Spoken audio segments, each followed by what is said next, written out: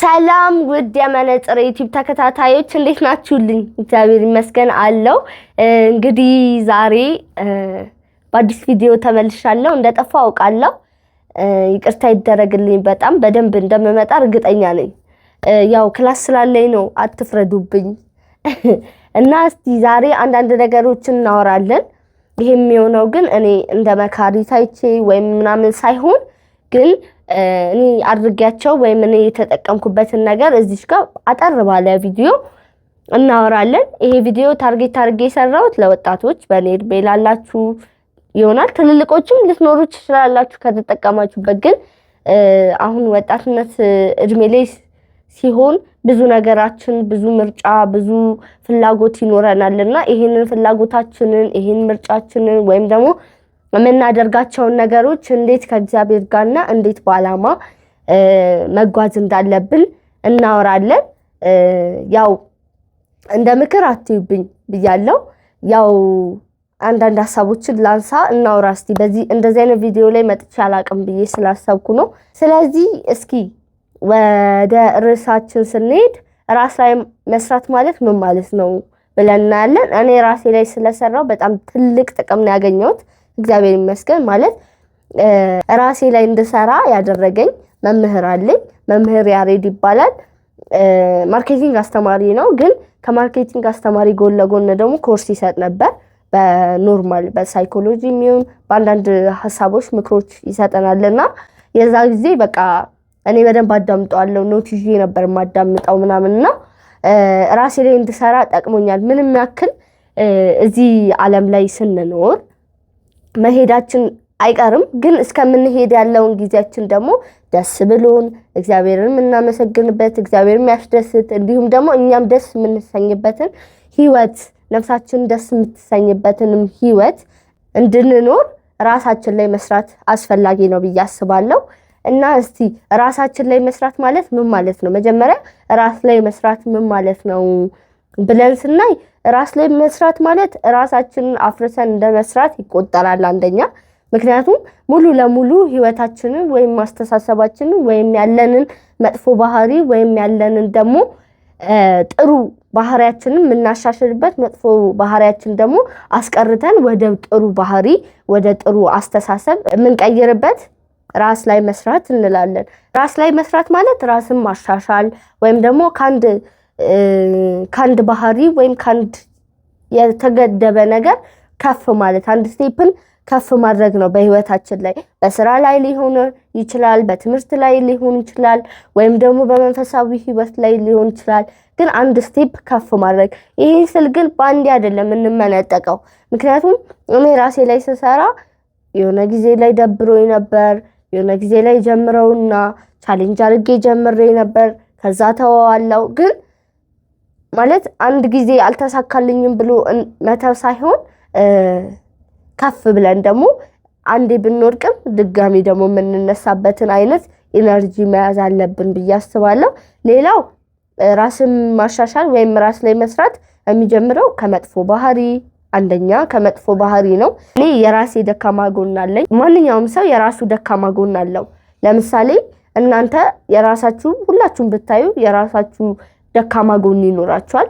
አንዱ ቶሎ ይበሳጫል፣ አንዳንዱ ደግሞ በጣም ቶሎ ይከፋዋል፣ አንዳንዱ ደግሞ የመሳደብ ሱስ ይኖርበታል፣ አንዳንዴ ደግሞ የመቆጣት ቁጡ ይሆናል። አንዳንድ ጊዜ ደግሞ የራሳችን ኃጢአት ይኖርብናል እና ያንን ኃጢአት እንዴት መተው እንዳለብን ራሱ ግራ እስኪገባን ድረስ እንላለን፣ እንጨናነቃለንና እነዚህ ሁሉ ራሳችንን ለማሻሻል ከነዚህ ለመላቀቅ የምናረጋቸው ጥረቶች ደግሞ አሉ። አንደኛ በመንፈሳዊ ህይወታችን ከእግዚአብሔር በራቀን ቁጥር እግዚአብሔር በራቀን ወይም ደግሞ እኛ ከእግዚአብሔር በራቀን ቁጥር ህይወታችን ያሽቆለቆለን እንጂ ከፍ እያለ አይመጣም። ይሄ የታወቀ ነገር ነው። ግን እንዴት ወደ እግዚአብሔር እንምጣ ብለን ስናስብ አንደኛ እግዚአብሔር የሚፈልገው ምንድነው ብለን ስናስብ ማመስገን ብዬ አስባለሁ።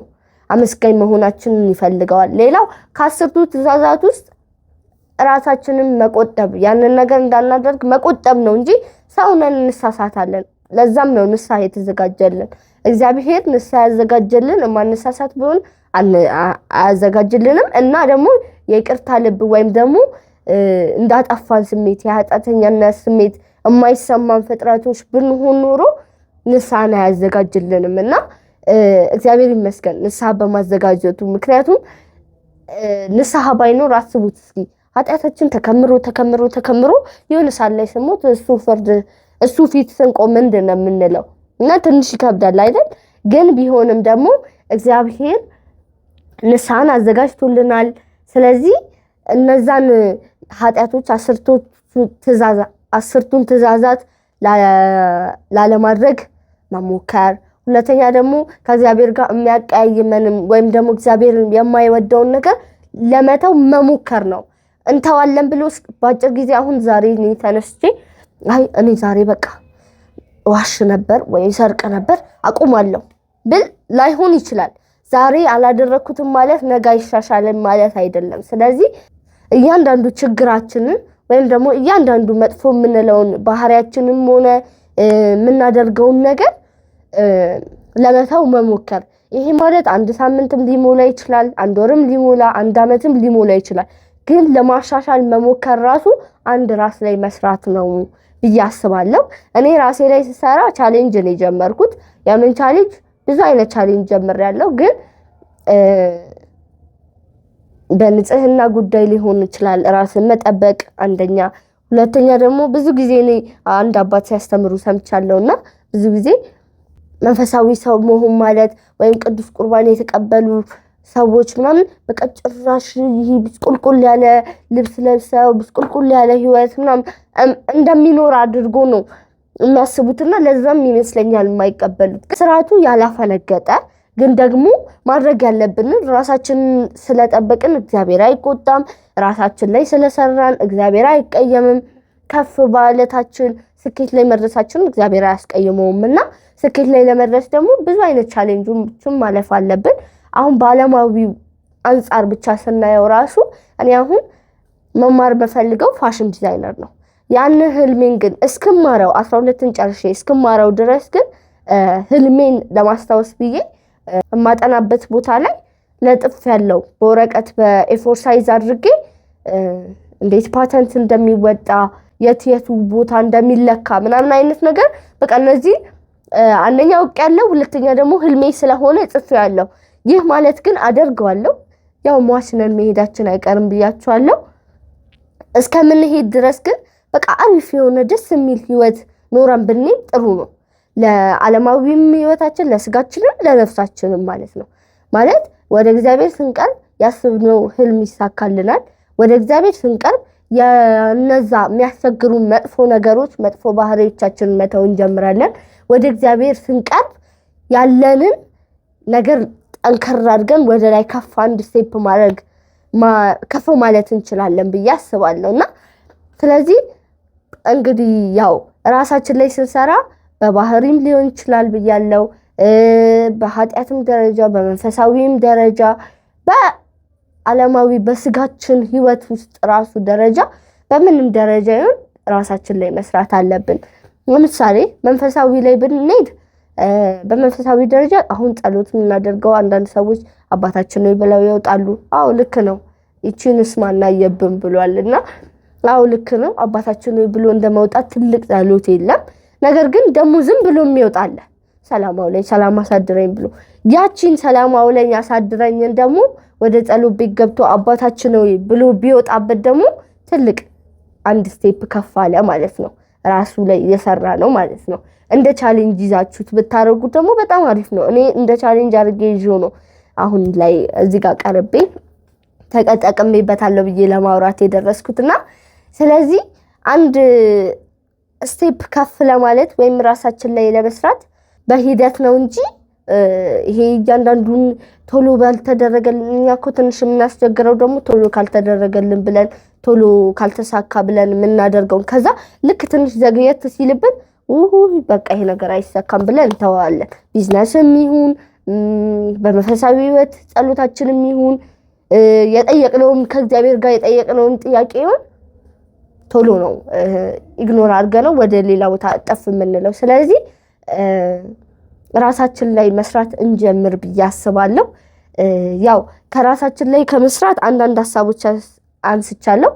በአስተሳሰብም ሊሆን ይችላል ራሳችንን ማሻሻል እንችላለን ዕውቀት መጨመር ለምሳሌ መጽሐፍ ማንበብ ሊሆን ይችላል አንዳንድ ስኪሎችን መማር ሊሆን ይችላል ማለት ትምርታችሁ ወይም ስራችሁም እያለ ደግሞ ለምሳሌ አሁን በመጽሐፍ ቅዱስ ውስጥ ጥቅስ መሸምደድ ሊሆን ይችላል መጽሐፍ ማንበብ ሊሆን ይችላል አስተሳሰባችንን ማሻሻል አሁን አንዳንድ ሰዎች ራሳቸውን እንዴት ነው የሚያዩት ማለት ራሳችንን ስናይ ትንሽ በቃ አንድ ሰው ትልቅ ለባብሶ ምናምን ሜካፕ ተቀብቶ ጥፍር ምናምን ለጥፎ ከሄደ ምናምን ያ ሰው እንደ ትልቅ እንትን ነው የሚታየውና አንዳንድ ሰዎች ላይ የሚፈጥረው እንደዛ አይነት ነገር ነው ግን ደግሞ አስቡት እስኪ ከዚህ አይነት ህይወት ነፃ ሆናችሁ እናንተ እግዚአብሔር በሰጣችሁ እግዚአብሔር በፈጠረው ፍጥረት ማለት በሰጠን አምሳል እሱም መስለን ስንኖር ደግሞ ያለውን ደስታ ማሰብ ሁለተኛ በለበሰ ባጌጠ በምንም አይደለም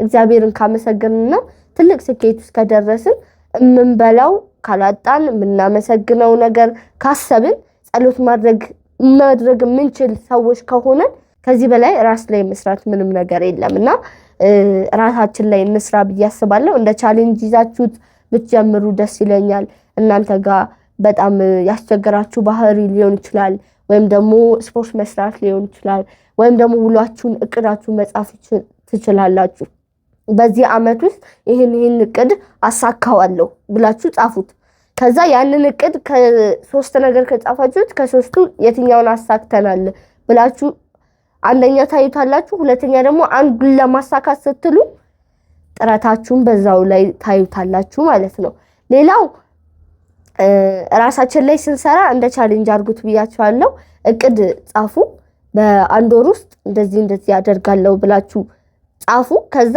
ያንን እንደዚህ ያደርጋለሁ ብላችሁ ያላችሁትን ተግብሩት ለምሳሌ እኔ ጧት ስነሳ ጸሎት አድርጌ ከዛ እነሳለሁ ጸሎት አደርጋለሁ ከዛ ፊቴን ታጠባለሁ መሄድበት ነገር ካለ ሄዳለሁ ከዛ ስመለስ በገና ሄዳለሁ ከበገና ስመለስ ስፖርት ነገር ሰራለሁ ከስፖርት ስመለስ ከስፖርቴን ስጨርስ ጸሎት አደርጋለሁ መገብ ከሆነ መገባለሁ ከቤተሰብ ጋር ያለኝን ጊዜያት እንዲህ ያረጋግን ስንመጣ አንደኛ ቀናችን በሙሉ ቢዚ ስለሚሆን እንዴት እንዳለፈ እንኳን አናውቀውም አንዳንዴ ምንም ሳንሰራ ቀኑ ጉትት ብሎብን ይሄዳል አንዳንዴ ደግሞ ምንም ሳንሰራ ቀኑ ሂድት ይላል ግን አንድ ቀንን እስቲ እንዴት አርገን እናሳልፈው በእቅድ በማስታወሻ ላይ ዛሬ ጧት ስትነሱ ወይም ማታ ስትተኙ ይሄን አደርጋለሁ በቃ የእቅድ ሰው መሆን በጣም ትልቅ ነገር ነውና ይሄን ነገር የተማርኩት ከአባቴ ነው እኔ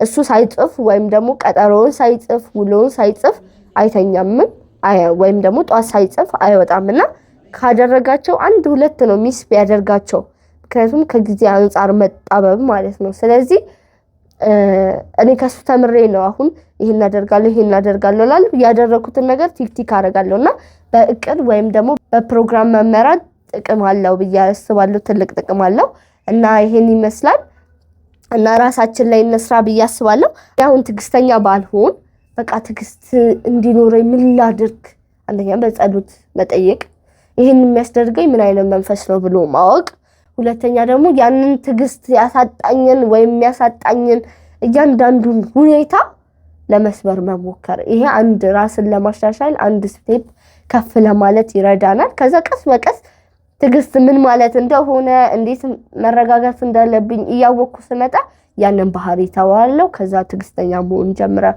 ልክ እንደዚህ የሚያስጠሉ መጥፎ ባህሪያችንን ወይም ደግሞ ደካማ ጎናችንን ሰዎች ሲነግሩንም ሆነው ካልነገሩንም እኛ የምናቀውም ከሆነ ደግሞ ቀስ በቀስ ማስተካከል እንችላለን ራሳችን ላይ እንስራ ብዬን የመጣሁት እንደዚህ አይነት ቪዲዮ ከተመቻችሁ ቀጣይ ደግሞ እመጣለሁ እና ወዳችኋለሁ አመሰግናለሁ ስላዳመጣችሁኝ ስለነበረን ጊዜ አመሰግናለሁ ይሄን ቪዲዮ ከወደዳችሁት ላይክ ሼር ሰብስክራይብ ማድረግ እንዳይረሳ በጣም ነው የምወዳችሁ ግጥም ይዤላችሁ መጥቻለሁ የማግጥም የኔው የራሴ ስለዚህ ከግጥሞቼ መካከል በጣም ወደውን ግጥም አቀርብላችኋለሁ ከወደዳችሁት ኮሜንት ላይ ወደነዋል ስለዚህ ምን ብላችሁ ጽፋላችሁ ወደነዋል ስለዚህ ደገምልን ስትሉ እኔ ደግሞ አቀርብላችኋለሁ ማለት ነው ያው እናንተ ጋር ከደረሰ አይቀር ቪዲዮ ላይክ ማድረጋችሁ እንዳይረሳን። ሰብስክራይብ አድርጉ። ሰብስክራይብ ሳታደርጉ የምታዩ ሰዎች አሉ። ነግራችኋለሁ። ወዳጅነት ቤተሰብነት አሪፍ ነው ሲባል ሰምቻለሁ። ለዛ ነው ወዳጅ ብንሆን ብዬ ነው ቤተሰብ ብንሆን። ለማንኛውም እንደ ግጥሜ ልሂድ። የግጥሜ ርዕስ የኃጢአተኛዋ ደብዳቤ። ምን አልኩ? የኃጢአተኛዋ ደብዳቤ። ይድረስ ለምወደው ፍቅሩ ላሸነፈኝ ለልዑል እግዚአብሔር ለፈጠረኝ ለኔ ብሎ ስጋውና ደሙን ለሰዋልኝ እኔ ብጠፋም እርሱ ለሚፈልገኝ እናቱም ማርያምን ያለ ስስት ለሰጠኝ ጠፍቻለሁና ለእርሱ ደብዳቤ ጻፍኩኝ። እኔ ኃጢአተኛዋ ስጋዬ እጅግ የሸተተ በኃጢአት ስጋዬና ነፍሴ የተጎተተ ያንተን የአምላኬ ምሕረት የምፈልግ ነፍሴ ከስጋዬ ሊለየኝ የሚፈልግ ኃጢአት የተባለ የዳቢሎስ ፈለግ ወደ ሲኦል ሊመራኝ የሚልልኝ ፈገግ እኔ አምላኬን የምፈልግ ደካማ እኔ ልጅህ ነፍሴ በአውሬው የተቀማ በርህን የማንኳኳ ከደጅህ ቆሜ በተስፋ የምጠብቅ በፍቅር ታመሜ እቅፍ መኖር የምፈልገው ልጅ ያንተው ባሪያ በጉጉት የምፈልግ የደረስኩት ቢሆንም ዘግይቼና አምሽቼ መብራት ይዤ እጠብቃለሁ ሁሉን ረስቼ። አሁን የደረስኩት ቢሆንም ዘግይቼ አምሽቼ መብራት ይዤ እጠብቃለሁ ሁሉን ረስቼ። ይድረስ ለምወደው ለልዑል ለእግዚአብሔር። ይሄን ይመስላል ግጥሜ። ከወደዳችሁት ላይክ አድርጉ፣ ፍቅራችሁን ግለጹልኝ። አመሰግናለሁ ስላዳመጣችሁኝ። በሌላ ቪዲዮ እስከምንገናኝ ድረስ በጣም ነው የምወዳችሁ። ሰላም ሁኑልኝ። ቻው